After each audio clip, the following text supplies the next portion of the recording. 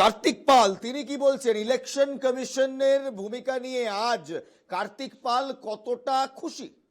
প্রীতা, কার্তিক পালের বক্তব্য কি ইলেকশন কমিশনের ভূমিকা নিয়ে দ্বিতীয় দফায়? এই ক্যান্ডিডেটের কি বক্তব্য?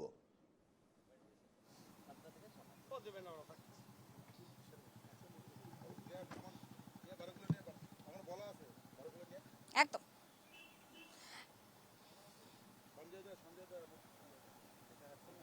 সকাল সকাল তিনি নিজে ভোট দিয়েছেন, একদম বাড়ি থেকে 8টার সময় বেরিয়ে ভোট দিয়েছেন। এই মুহূর্তে কালিয়াগঞ্জ এলাকার যে 17টা বুথ রয়েছে সেটাই তিনি নিজে ঘুরছেন এবং প্রসঙ্গত উল্লেখযোগ্য ইলমাজ যে তিনি যেখানে ভোট দিয়েছেন সেখানে 70 নম্বর যে বুথ সেইটার ইভিএম খারাপ হয়ে যায়। তিনি যান, সাধারণ ভোটারদের সাথে কথা বলেন ইলেকশন কমিশনের ভূমিকা নিয়ে।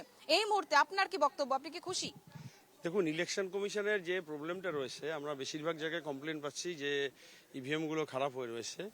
এটা খুব তাড়াতাড়ি সকালে যখন খারাপ হয়েছিল সাথে সাথে এটা ইনিশিয়েটিভ নিয়ে করা উচিত ছিল।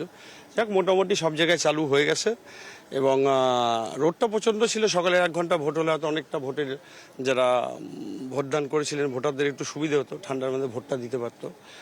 একটু সমস্যা রয়েছে, তবে অ্যালার্ট থাকতে হবে। এবং আপনি যেখানে ভোট দিলেন 70 নম্বর যে বুথ, সেখানেও দেখলাম ইভিএম খারাপ হয়ে গেছে এবং দীর্ঘক্ষণ সাধারণ ভোটের এই যে তাপপ্রবাহ চলছে, এই যে উত্তপ্ত, মানে একদিকে রাজনৈতিক উত্তাপ রয়েছে, একদিকে ভোটের উত্তাপ, সব মিলিয়ে সাধারণ ভোটাররাও কিন্তু খুব কষ্ট পাচ্ছিলেন বাইরে দাঁড়িয়ে। না, অবশ্যই সেটা রোদে দাঁড়িয়ে সবারই কষ্ট হবে, সমস্ত ভোটারদেরই কষ্ট হবে। এটা খুব ফাস্ট হওয়া উচিত। যদি এখনো কোথাও কোনো প্রবলেম হয়ে থাকে, হয়তো হচ্ছে ভোট চলতে চলতে মেশিনের ব্যাপার, কিন্তু সেই ক্ষেত্রে তাড়াতাড়ি ইনিশিয়েটিভ নিয়ে সেটাকে ঠিক করে। আপনি এখনো পর্যন্ত বেশ কিছু বুথে ঘুরলেন, এরপর ইসলামপুর যাবেন এবং পঞ্চায়েত ভোটে ইসলামপুর, চাকুলিয়া, গোয়ালপুকুর এই সমস্ত জায়গা থেকে হিংসার খবর এসেছিল। এখনো অব্দি কি প্রায় 9টা বাজে, কি খবর পাচ্ছেন আপনারা? না, এখনো চেষ্টা চালাচ্ছে, তবে নির্বাচন কমিশন আধিকারিক যারা রয়েছেন, পুলিশ আধিকারিক, বিশেষ করে সেন্ট্রাল বাহিনী, তারা সক্রিয় রয়েছে। এখন দেখা যাক, শেষ অবধি সবে তো প্রায় 1-1.5 ঘন্টা হলো ভোট, খবর আসবে। আপনি কি এরপর ইসলামপুর যাবেন?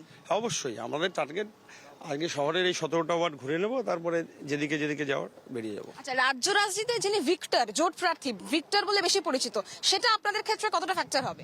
না, দেখুন, ফ্যাক্টর এখানে একটাই, সেটা হচ্ছে আমার পিছিয়ে পড়া জেলা, আর আমার লক্ষ্য হচ্ছে পিছিয়ে পড়া জেলা তকমা হাতানো, বাকি কোনো ফ্যাক্টর নেই। সাহেব, বুঝতে পারছো যে এই মুহূর্তে ইলমাস বুথে বুথে তিনি ঘুরছেন এবং তোমার কাছে সুমনদার কাছে যাবো। যত